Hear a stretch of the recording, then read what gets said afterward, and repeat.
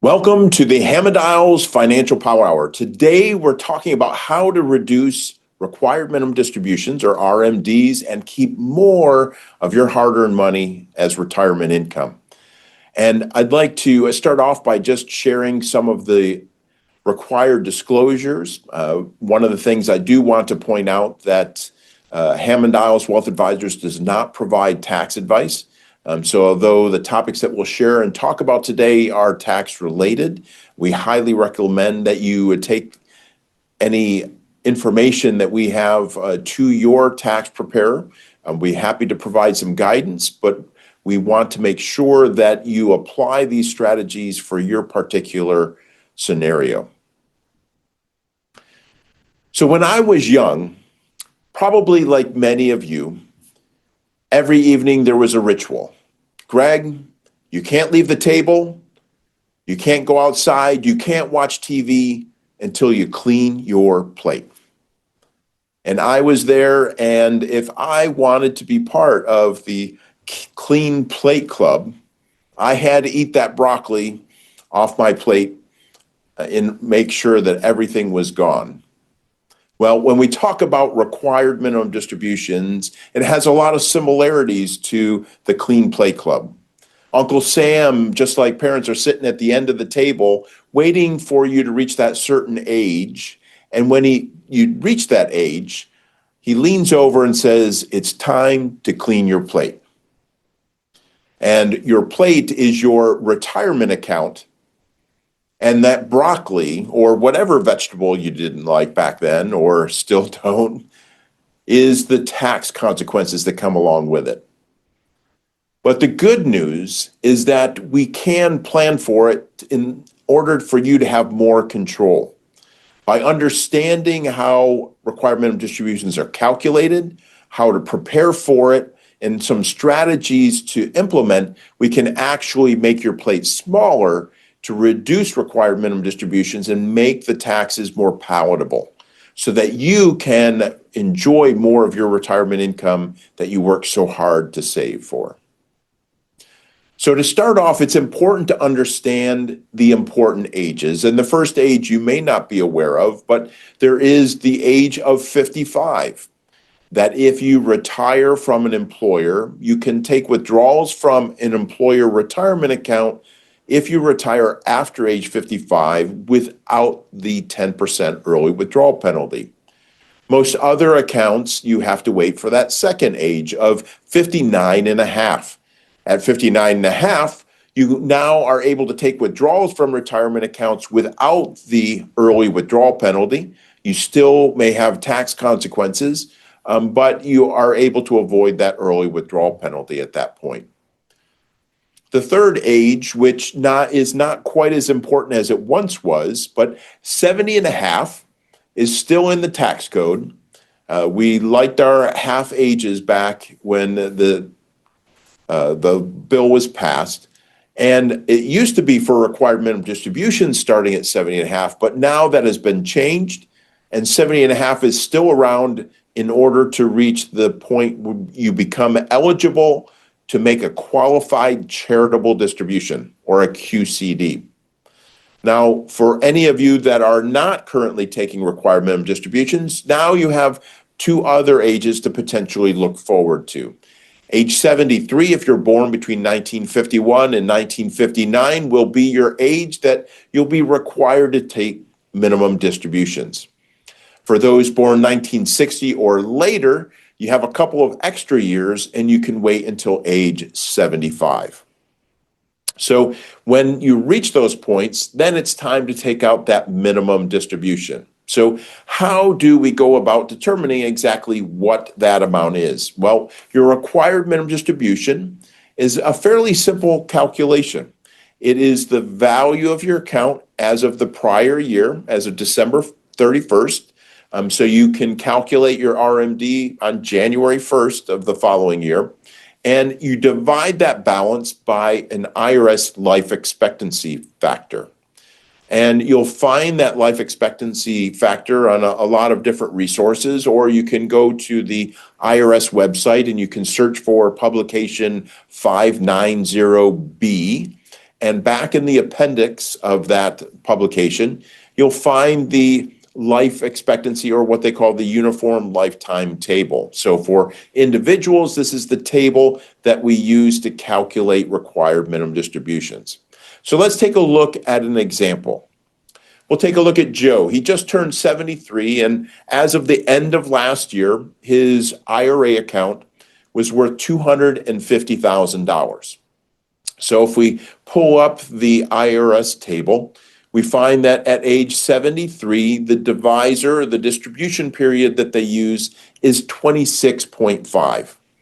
So he divides 250,000 by 26.5, and his required minimum distribution for turning age 73 is $9,433.96. Roughly around 3.77% of his IRA balance. Now, keep in mind, this is just the required minimum. This is the amount that triggers that broccoli on your plate or whatever vegetable you didn't like that has to come out. Now, certainly you can take out more out of your IRA. Uncle Sam would be a big fan of that, to pay more tax. But this is at least the minimum amount that will have to come out of the IRA. So now we take a look at some other factors that you might come into facing, is that you may also have to use a different life expectancy table. For couples where one spouse is more than 10 years younger and they are the sole beneficiary of a retirement account, there is a separate life expectancy table. Basically, it gives you the benefit of a joint life expectancy, so the life expectancy factors are lower. So if you have a younger spouse or an older spouse than you, then there are some benefits that can come into play when calculating the required minimum distribution. Also, if you inherit an IRA, the calculation for required minimum distributions that may apply to inherited IRA are also calculated a little bit different, and I'm not going to go into those during this presentation. So now that we know how to calculate the required minimum distribution, the next question is, well, when do I have to take it out?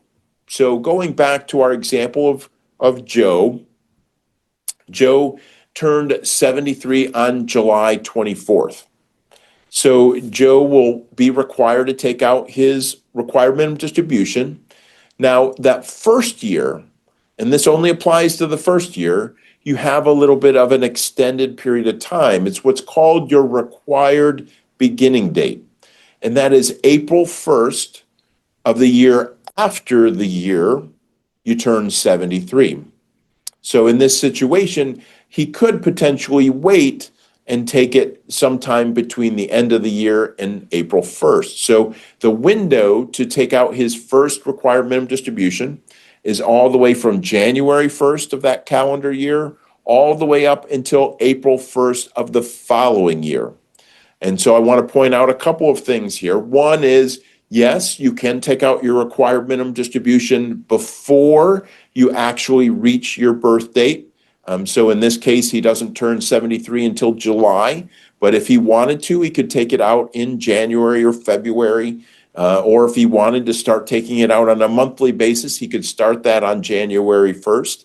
He doesn't have to wait until his birth date to start taking his minimum distribution. Also, if you do wait to take that first required minimum distribution until that window between January 1st and April 1st of the year following the year that you turn your age of 73, or for some, age 75, the challenge with that is that that year, then you will be required to take out two minimum distributions. In Joe's case, if he waited, he would have to take out the distribution for his 73rd birthday, and then take out another distribution for turning 74. So typically, in most circumstances, we don't recommend taking out the distribution in that extra bonus period between January 1st and April 1st. We recommend taking it out in the calendar year that you reach your required minimum distribution age. But in some circumstances, for example, if you're retiring and getting a big bonus or getting your vacation time paid out in that year, you may want to push it into the next year. But again, it would be on individual circumstances. But in most cases, it's going to be in the year that you turn your required minimum distribution age. Now, there is one other little asterisk next to that. So if Joe is still working at age 73, he loves what he does and doesn't plan to retire until age 75, for his required minimum distribution for his 401k at his employer, he doesn't have to start taking minimum distributions out until the year he retires, and again has up until April 1st following the year that he retires. But again, if he waits for that period, he'd have to take out 2 in the extra bonus period. So typically, the first minimum distribution would be taken in the year that he retires. Now, in this example, though, Joe has both an IRA and a 401k. Just because he's working doesn't mean that he doesn't have to take the minimum distribution from his IRA, because this rule about retiring only applies to your current employer retirement account. So also, if he has an old 401k at an old employer, he still has to take out a minimum distribution out of that old 401k, even though he's still working. So the working exception only applies to your current employer retirement account. So now we know when we need to take it out and how much we need to take it out. So why is managing required minimum distributions, or RMDs, so important? Well, there are going to be 3 reasons that I'm going to show and talk to you about. One is increased taxable income. So you may find that taking out that extra amount out of a IRA or a retirement account might push you up into a higher tax bracket. So we want to be aware of where that extra income is going to hit, especially if you're going to take out more than that required minimum distribution. Also, one of the things we have to be aware of is, depending on where your income is, will the additional income from your required minimum distribution trigger more tax on your Social Security? This can be a big surprise for someone who their Social Security and what they're receiving as income is slightly below one of the levels. And all of a sudden now you're not only paying tax on your required minimum distribution, but now you're paying more tax on your Social Security. So this can be something to pay attention to if you fall within those ranges that you have to pay attention to for Social Security. And then the third, many people don't think about until it happens a couple years later, is your Medicare premiums. Now, Medicare premiums take a couple of years for the kind of increase to kick in, just because it's going to take time for your tax return to be filed and then the government to see that information and adjust your premium accordingly. But as you increase income, we want to pay attention also to your Medicare premiums. In some cases, it may be well worth it to pay the higher premiums for a period of time. If you do have a spike in income, for example, you do a one-time Roth contribution, for example, your premiums will spike up, but if your income goes back down, they will come back down when your income readjusts through the system. But it's something to be aware of, and another bracket to be looking at when you're talking about income. So one of the things that we've always been told as we start out of school and start with a 401k or retirement accounts, whether it's our parents or people that we listen to online or read about, it's time to save, save, save. And so we start saving, and pretty soon we get this snowball effect with our savings. What starts out as small, with small future RMDs, becomes a growing balance that becomes bigger, not only through our savings, but also hopefully the investments that we're investing in are performing well, that are growing the portfolio until we retire, and all of a sudden we have this huge snowball and we have a difficult problem with a much bigger tax impact. So that's why I'm glad that you're here today, either in person or watching this video online, to be able to take some of these steps to head this off so that you don't have this snowball effect down the road. Even if you're there, if you find yourself with the large snowball, we can help you out there as well with some other strategies. So when we look at how do we reduce the size of that plate, we want to reduce the plate, the amount of broccoli we have to eat, all of those things that we want to reduce when it comes to our required minimum distributions. When we look at the calculation, which is pretty straightforward, the challenge is it's straightforward. The life expectancy factor on the bottom, when we take a look over time, as we get older, that life expectancy gets smaller. So when we go from 73 to 74, our life expectancy goes from 26.5 down to 25.5 and so forth. It goes down and gets smaller. So just by the nature of the table, if we keep our IRA balance stable, it doesn't grow, it just stays the same, our required minimum distributions are going to get bigger just by the nature of the life expectancy figure going down. So if we want to address our required minimum distributions, we want to reduce them, then the only way to do that is to reduce the value of our taxable retirement accounts before year end. Whether that's a 401k, 403b, IRA, all of those pre-tax retirement accounts we want to take a look at. And so what are some of the strategies to do that on reducing our required minimum distribution balances? Well, the first is to look at how we start saving starting on. So if you're relatively new to saving, or you have a child, grandchild that is new to the workforce, they have a choice and you have a choice when you start saving for retirement. You can use a traditional 401k or you can use a Roth 401k. So here is Ben and Annie. Both are age 30, and they are both investing $500 per month, and they're planning to do it for 35 years until they reach age 65. So they'll make 420 payments over that 35-year time frame. And Ben is investing in a traditional 401k, and Annie is investing in a Roth 401k. Now, both 401ks, we're going to say, grow at an average annual rate of 7%. And when they retire, we're going to also make the assumption that they are both in the 22% tax bracket for federal and state taxes if they have state tax wherever they live. So let's take a look at the two scenarios and compare it. As I mentioned, Ben is investing in the traditional 401k, and we were all told that this is a great way to save.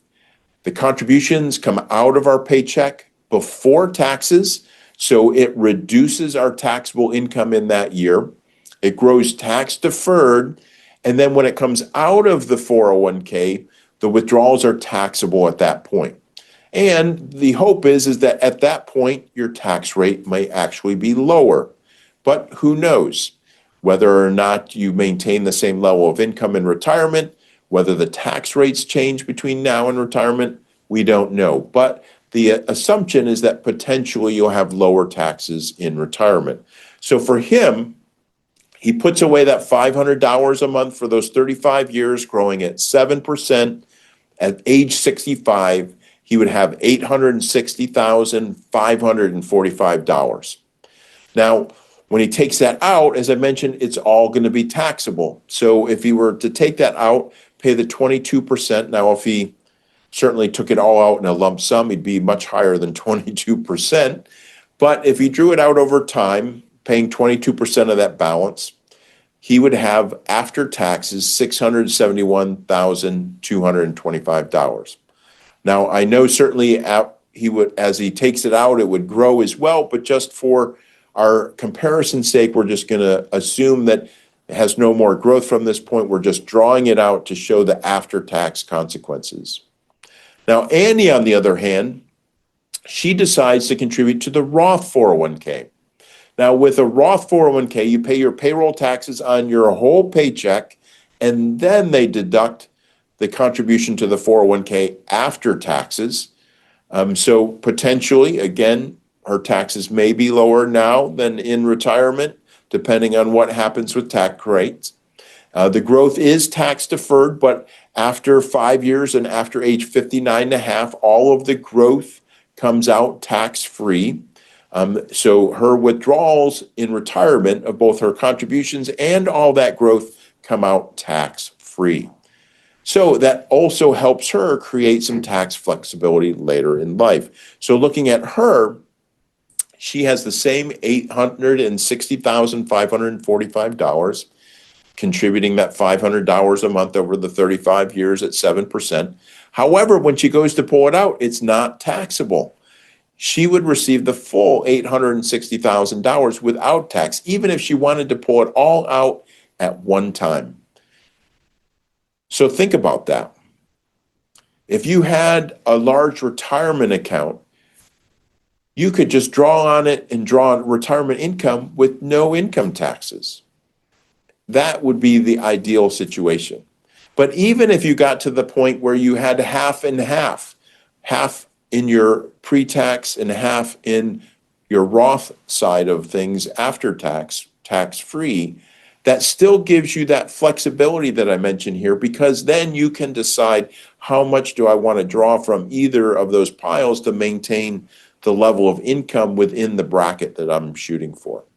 So by diversifying, even if you've already contributed to the traditional side or built up a IRA or traditional 401k, there's still an opportunity, if you're eligible to contribute to a retirement account, to do it on the Roth side to start to diversify. Now, if we're at retirement age, we're past age 59 and a half, so now we can withdraw from our retirement accounts without any early withdrawal penalties. And we just socked it away in taxable retirement accounts. So now what do we do? How do we melt that small ball a little smaller, or how do we reduce the size of our plate to reduce future required minimum distributions? Well, one of the ways is that you can just take withdrawals, whether you need income at that point in time, if you've retired, or just need to supplement your income, or just to take it out of the retirement account while you can without the early withdrawal penalty and turn around and reinvest it. Reinvesting it allows you to not lose purchasing power and to keep up with inflation potentially. Excuse me. It also allows you to maintain control over when to recognize capital gains. Now that growth will be capital gains rather than ordinary income, so there's some advantages there, and you get to have control over how that capital gain and when it's recognized. So you can potentially then continue to maintain and grow your wealth even though you've taken it out of your retirement account. Now, one of the things as you approach retirement is you may have what they call the income valley. So in this example of this chart, the couple was working, having their income. They retired at age 67 when they reached their full retirement age to start taking Social Security. So their income went away from their salaries. Now they're just receiving Social Security and potentially taxable withdrawals from retirement accounts, or taking withdrawals from that investment account that they started building up at age 60. And many people, when they get to this valley, they're like, woohoo, this is fantastic. My tax rate has never been this low. However, if you celebrate that way, you're missing an opportunity. There's an opportunity to take some income out of those retirement accounts while your income is low, so that you can start to reduce that plate and reduce those future required minimum distributions, which, as you see in this chart, start climbing up and will go up every year going forward as you get older. So another way of reducing that snowball or reducing the size of the plate is through a Roth IRA conversion. So you've built up savings in your pre-tax IRA or a 401k. You have the ability to convert part or all of it over from that retirement account over to a Roth IRA.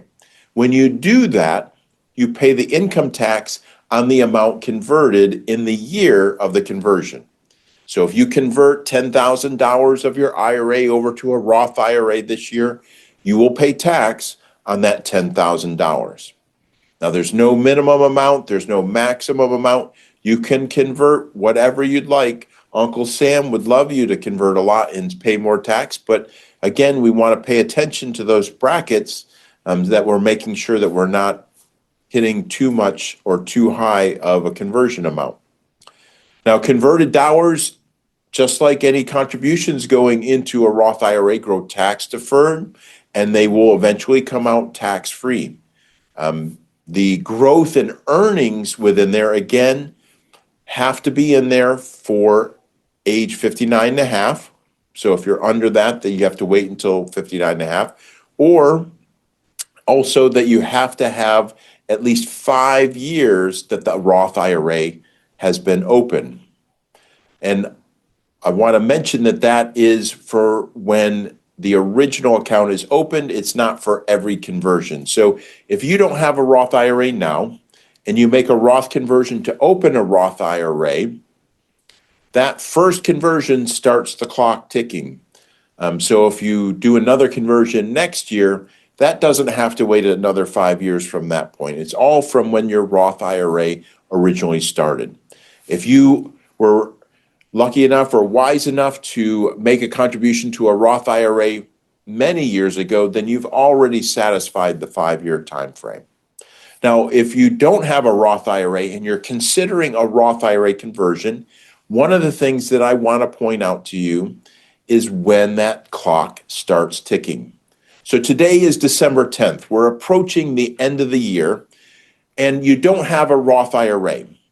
If you convert even just a small amount, let's say $1,000 into a Roth IRA, your 5-year clock starts on January 1st of the year that you open the account. So if I did a $1,000 contribution today, my 5-year clock started January 1st of this year. So I've already got almost 1 year under my belt for that 5 years, even though I just converted the amount here in December. Also, there used to be income limitations on who could make Roth IRA conversions. That has gone away, so there are no income limits. Everyone is eligible to make a Roth IRA conversion. So what are some of the benefits of a Roth IRA?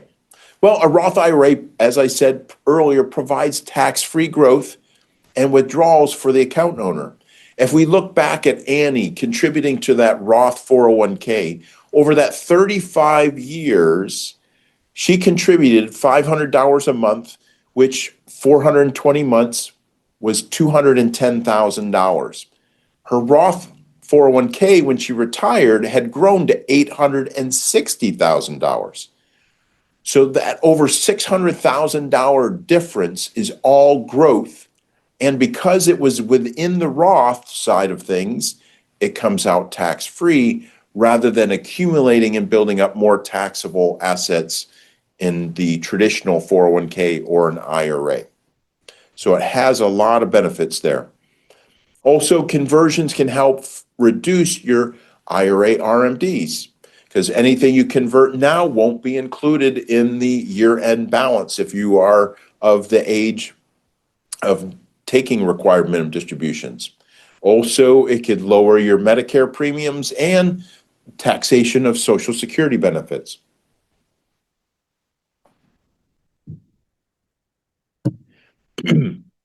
Now, because a Roth IRA, all the growth and the contributions and conversions come out tax-free, there are no required minimum distributions. So once you convert money over from an IRA or a retirement account over to a Roth IRA, that money can stay in there and grow. It doesn't have to be touched. Certainly you can touch it, but you could potentially leave more tax-free assets to your family members and beneficiaries because you don't have to take a required minimum distribution. Now, having a Roth IRA provides you more control over retirement income planning. Again, If you had half of your retirement assets in a Roth and half in a taxable IRA, you could determine, do I take half and half from my accounts? Do I take more from the Roth if I have a spike in income this year? Or do I take more from a taxable account this year because I have lower capital gains this year? It just allows more income planning. So for that sake, Roth has a lot of benefits. So conversions and taxes. So converting part or all of an IRA may bring you up and over the next income tax bracket. So you want to be aware of that when you're making the conversions. One of the other things is when you make a conversion before age 59 and a half, the conversion amount is not subject to the 10% early withdrawal penalty. A conversion is not considered a withdrawal for that purpose. Also, one of the things is when you make a conversion, you could potentially have taxes withheld on the amount that's converted. Now, that 10% early withdrawal penalty would still apply to anything withheld for taxes. So if you're under the age of 59 and a half and you're looking to convert pre-tax dollars over to a Roth IRA, make sure that you don't withhold taxes. Otherwise, you'll not only be paying tax, but you'll be paying that 10% early withdrawal penalty on the amount that you withheld. Now, unlike contributions to a retirement account, like an IRA or a Roth IRA, where you have up until April 15th, the due date of your tax return to make the contribution, conversions must be completed within the calendar year. So if you want to do a conversion for this year, it needs to be completed before December 31st. And conversions, because of trying to get as much into that tax-free account, conversions are the most effective if you're able to pay the tax outside of the retirement account. Certainly, we'll go over an example here where we did have taxes withheld. Certainly, the important thing is converting one way or the other, but ideally, the best way to convert is from paying the tax from outside sources. Also, avoid the surprise of unexpected taxes. There are a lot of things that move around with taxes and income, especially after the passing of the One Big Beautiful Bill and recent tax law changes. There are a lot of phase-out ranges for different deductions. So it's important that you work with your tax advisor or take time to go through your tax software if you prepare it yourself to really look at the tax consequence of converting different dollar amounts. Because even though you may be within the tax bracket that you think you want to be in, you may be crossing over a phase-out range or triggering something else. So it's important to run the numbers, because once you make a conversion, it cannot be reversed. There are no takebacks. Once it's over into the Roth IRA, it is done. And there are nothing, even if you do it by mistake or something happens, it is done and finalized once it gets over to the Roth IRA. So it's very important to look ahead of time at the consequences that will happen. Now we have one question about how do I convert to a Roth? Have a 401k at Fidelity, ask them to convert. So if you have a 401k and it's your current 401k, you may be able to convert within the plan itself. You don't necessarily have to go out to a Roth IRA. If it is a former retirement plan, it's an old 401k, then yes, you would do a partial rollover or a full rollover of that retirement plan to a Roth IRA. And when you did, it would convert it in that rollover process and trigger the taxation on it. So depending on whether it's an active participating 401k plan, would be within. If it's an old plan that you're not participating in, it would be looking at a new Roth IRA. So if it is a current, you should be able to just make conversions within the existing plan. Every 401k plan, though, is different. So not all 401k plans have Roth versions yet, although because of some tax law changes, almost all will be required. So that will be the first question to ask is, does your 401k plan offer a Roth version? And if so, what's the process to convert? It could be as simple as going online and requesting it through the 401k website.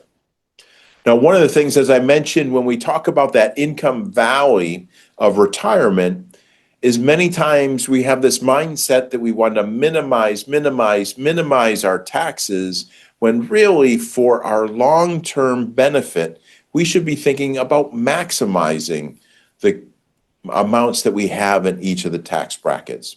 So in this graphic that I created on this slide, for a married couple filing jointly, the first $23,850 is taxed at 10%. When they cross over that, the next $73,100 is taxed at 12%. And you'll see that as they increase income, then the tax brackets go up.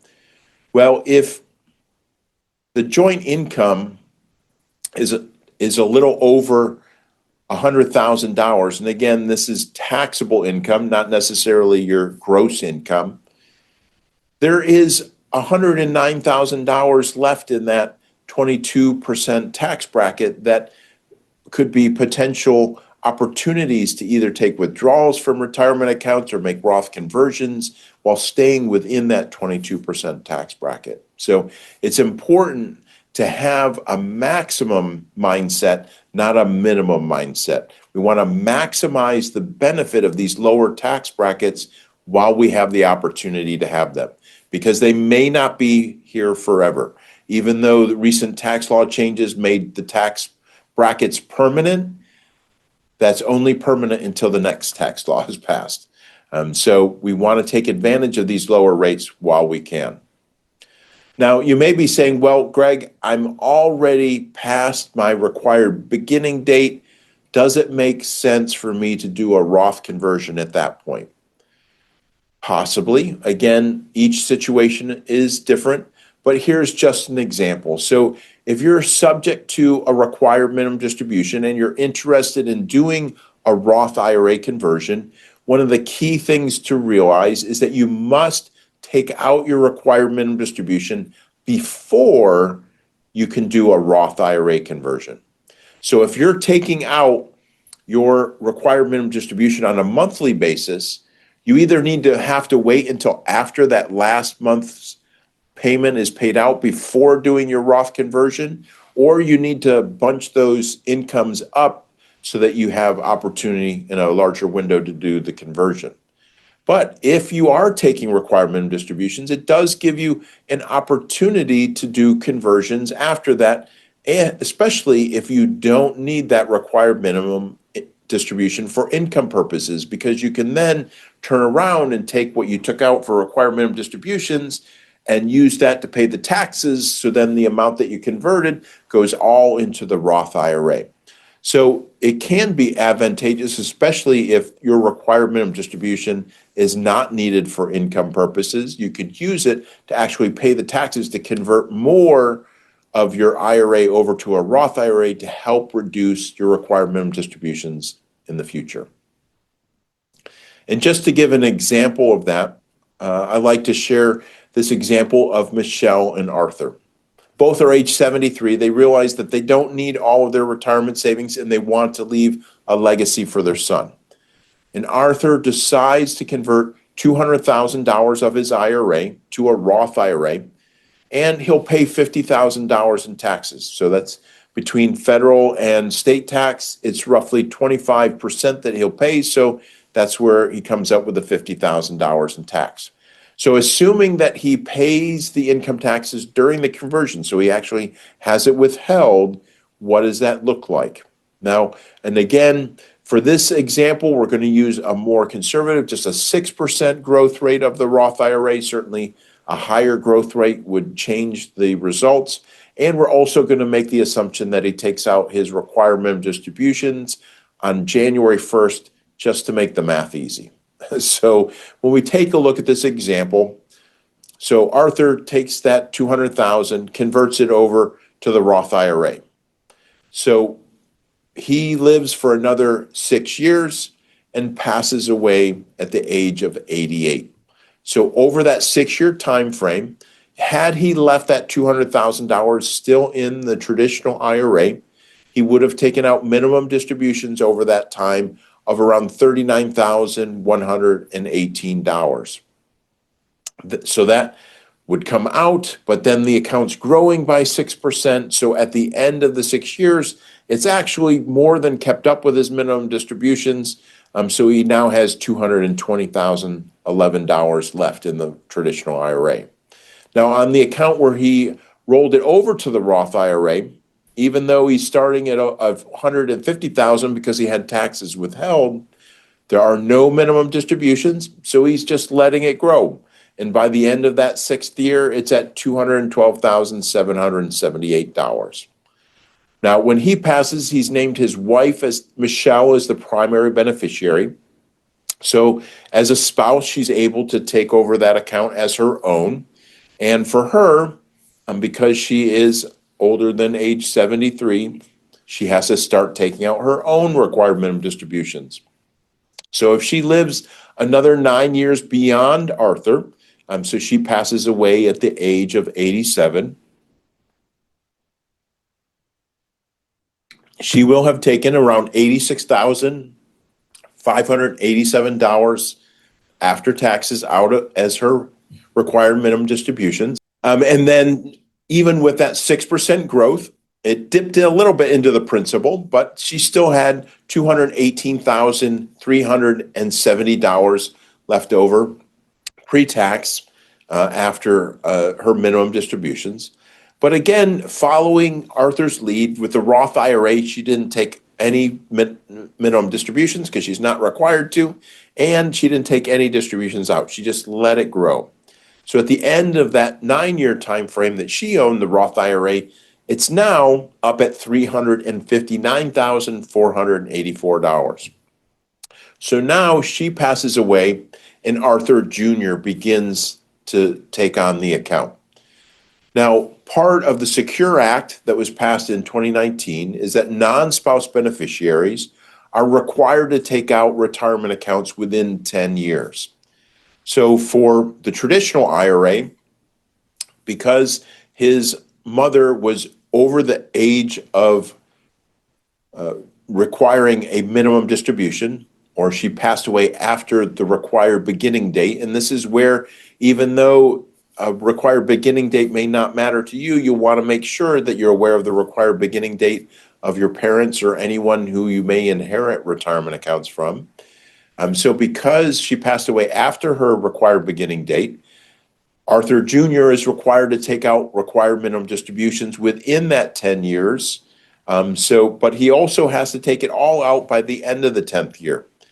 So by taking a tenth of it out every year, paying the tax on it, he ends up with $215,000 after tax, nothing left at year 10.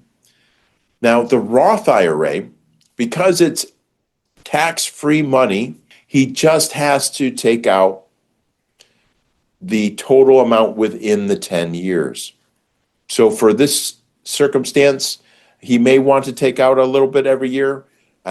In some cases, take out amount and make your own contribution to your own Roth IRA. But he can allow it to stay in there and take it all out in year 10. So in this example, he ended up receiving $643,781 tax-free. So we look at the legacy that was left, roughly $216,000 after tax, or $644,000 tax-free. A big difference. Now, these numbers would be different based on ages, when you pass away, how long, whether you need any of the minimum distribution for income purposes.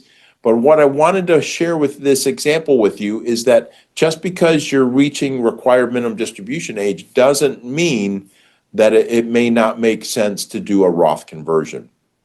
Also, by doing this large conversion for him, it reduced all of his minimum distributions on the other retirement accounts that he still had and that Michelle ultimately had as well. Now we're coming up to our final strategy on how do we shrink the size of that plate or the snowball to reduce the size of the minimum distribution.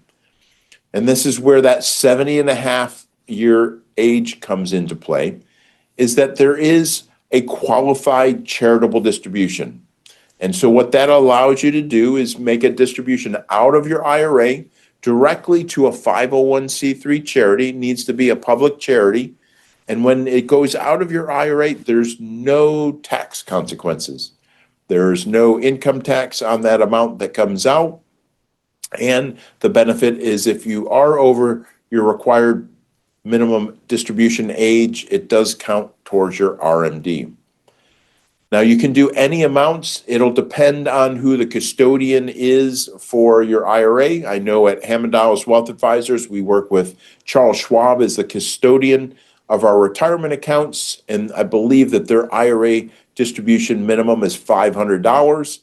So you could do as little as $500 or more, but the maximum you could do in any 1 year for 2025 is $108,000. So you could make a sizable difference in that plate if you had the means and ability to do so. That $108,000 for 2005 will adjust for inflation, so it'll be higher for 2026. Also, keep in mind that it needs to be a 501c3 charity. If you create a donor advised fund, for example, you cannot use a qualified charitable distribution to fund your donor advised fund. It's not considered a public charity. QCDs, as I mentioned, are not reported as taxable income. Also, you don't get the tax deduction when it goes to the charity. It's just kind of silently out the IRA with no tax reporting. And it does count towards your required minimum distribution. But the advantage of it not being recorded as income is that it avoids not only federal tax, but because any states that typically charge state income tax use your federal adjusted gross income to calculate the state tax or even a local tax, by doing a qualified charitable distribution, that money will save you taxes on all of those levels of taxation. There is also a kind of special one-time exception to that 501c3 charity rule. You are able to make a one-time donation of up to $50,000 to what's called a split interest entity, which a couple of examples are charitable remainder trusts, which is a trust that pays you income during your lifetime and then the remainder passes on to charity, or a charitable gift annuity where you give a donation to a charity. In response to that, you get a lifetime income, and then at the end, the charity keeps the remainder. Both of those you could fund with up to $50,000 one time during your lifetime from an IRA account.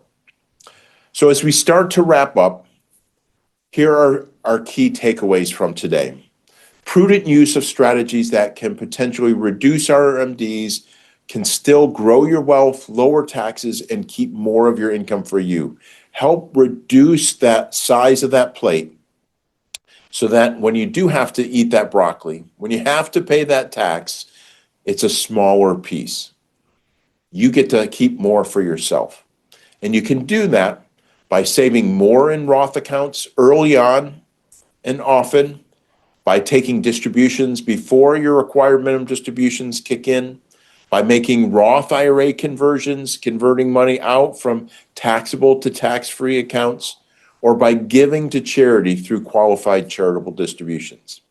And as always, it's important to work with your financial coach and your tax professional to help you choose a strategy that lines up for you so that you're aware of all of those brackets we talked about, as well as any phase outs for deductions. You always want to know what's going to happen ahead of time. So if you're not a current client of Hammond Iles, we do offer a free conversation with a financial coach. You can scan the QR code on the screen or go to our website at hiwealth.com.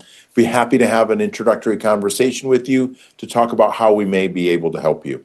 One of the things that makes us different is that we work with families across multiple generations, and we know that people start somewhere. And therefore, we have no minimum investment amount. So if you're looking to just get started investing or know of a family member that's looking to get started, please have them contact us. We'll be happy to get them started. We continue to offer these online financial power hours, as well as a weekly 60-second message, our Financial Fridays.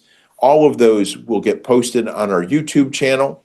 You'll get a link to this PowerPoint presentation webinar just by registering for today. You'll also find it on our YouTube channel, and we'll send you an email with that link. You'll also find links to our videos through our social media. So make sure you follow, connect, and like us, or make sure that you subscribe to our YouTube channel so you get notifications when we post new videos. We also have a whole host of other resources on our website at hiwealth.com. So make sure that you take a look at those, especially this time of year as we're looking to organize and get prepared for the new year. Our family inventory workbook is a great download that you can use to consolidate your financial information into one central place. So we're here to help. As I said, we're here to empower families across 3 generations to live their best lives with clarity and confidence. I hope that by spending time with us today, whether in our live presentation or watching this video online, that you have found this information helpful and has provided you some additional clarity and confidence. And so if there is a question that you come up with after today's video or webinar, please feel free to email those to our office at hello@hiwealth.com, and we'll be happy to answer them for you.